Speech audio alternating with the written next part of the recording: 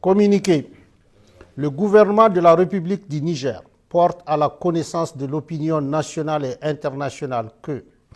les 12, 13 et 14 mars 2024, ses représentants, sous l'autorité de son Excellence M. Ali Mohamed Lamine Zen, Premier ministre, ont eu une série de rencontres de travail avec une délégation américaine composée de la sous-secrétaire d'État adjointe aux affaires africaines, chef de mission, Mme Molifi, du Dr Céleste Wallander, sous-secrétaire à la Défense pour les affaires de sécurité internationale, du général Michael Langley, commandant en chef de l'Africom, et de Mme Kathleen Fisborn, ambassadeur des États-Unis d'Amérique au Niger. Sous la forme, l'arrivée de la délégation américaine n'a pas respecté les usages diplomatiques. En effet, c'est de façon unilatérale, par note verbale, que le gouvernement américain a informé le gouvernement nigérien de la date d'arrivée et de la composition de sa délégation, ainsi que les autorités nigériennes à rencontrer, sans précision aucune quant à l'objet de sa visite. C'est donc par courtoisie et suivant nos traditions millénaires d'accueil et d'hospitalité que le gouvernement a reçu la délégation américaine. Sur le fond, les échanges entre les deux délégations ont porté essentiellement sur la transition militaire en cours au Niger, la coopération entre les deux pays, en particulier la coopération militaire et la lutte contre le terrorisme, les orientations et perspectives politiques du Niger dans leur aspect relatif au choix des partenaires sur le plan diplomatique, militaire et stratégique, étant entendu que dans l'approche américaine, toutes ces trois questions sont profondément liées. Sur la transition en cours et le retour dans le meilleur délai à un ordre constitutionnel et démocratique, le gouvernement du Niger a réaffirmé sa ferme volonté d'organiser, dans les meilleurs délais, le retour à une vie constitutionnelle normale.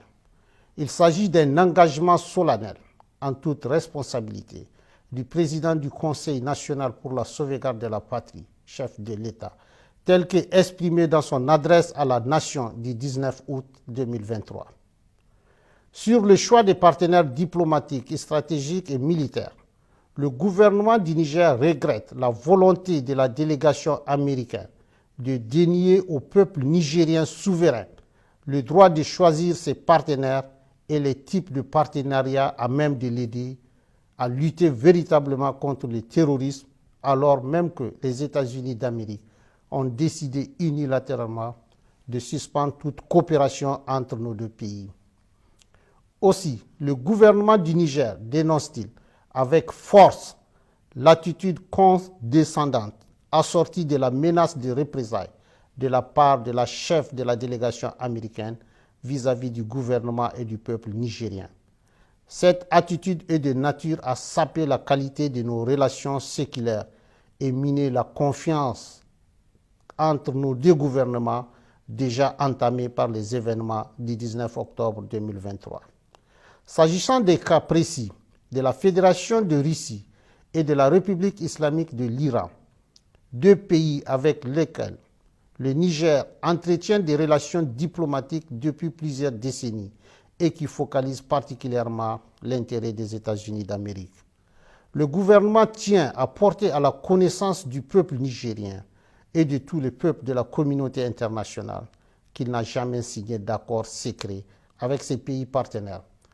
Tous les accords signés par le Niger depuis l'avènement du Conseil national pour la sauvegarde de la patrie respectent le droit international et les règles de transparence. C'est pourquoi le gouvernement du Niger rejette les allégations mensongères de la chef de la délégation américaine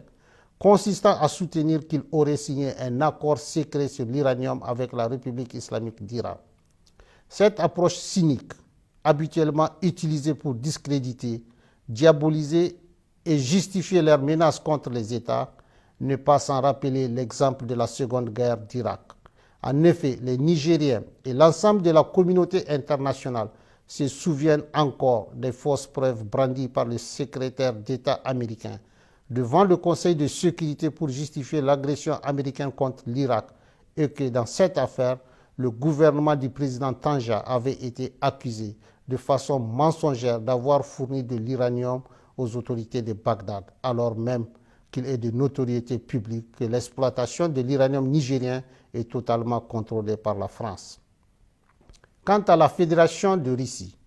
il s'agit d'un partenaire avec lequel le Niger traite d'État à État, conformément aux accords de coopération militaire signés avec les gouvernements antérieurs pour acquérir le matériel militaire nécessaire à sa lutte contre le terrorisme qui a fait des milliers d'innocents victimes nigériens sous l'œil indifférent d'une bonne partie de la communauté internationale. Enfin, le Niger réaffirme son engagement solennel à coopérer dans la transparence et le respect de sa souveraineté avec tous les pays et peuples épris de paix et de justice, conformément aux règles du droit international. Sur la coopération entre les deux pays, en particulier la coopération militaire et la lutte contre le terrorisme, faut-il le rappeler, la présence américaine sur le territoire de la République du Niger est illégale et viole toutes les règles constitutionnelles et démocratiques qui voudraient que le peuple souverain, notamment à travers ses représentants élus, soit consulté pour l'installation d'une armée étrangère sur le territoire national.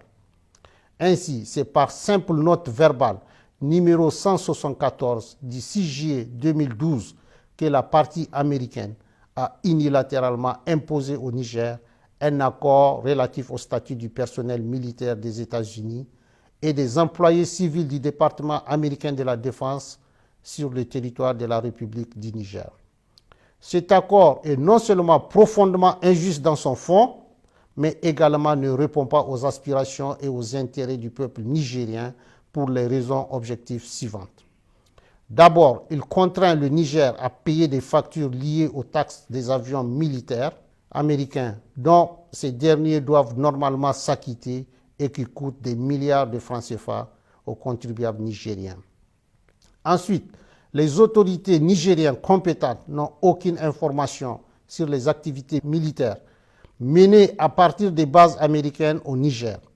et ignorent jusqu'aux effectifs civils et militaires ainsi que le matériel américain déployé sur le sol nigérien. Enfin,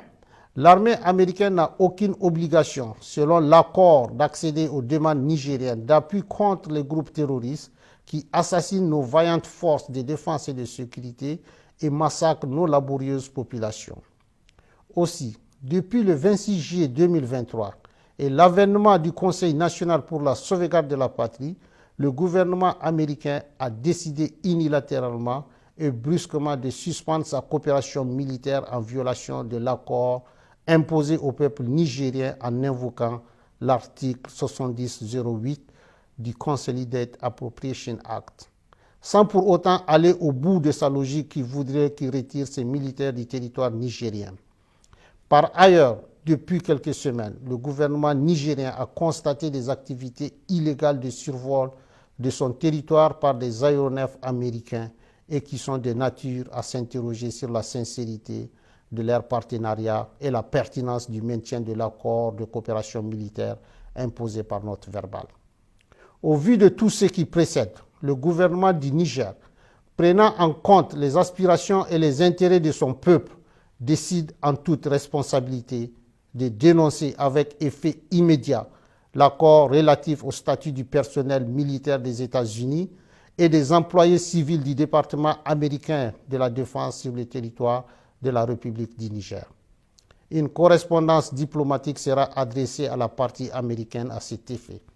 fait à Niamey le 16 mars 2024.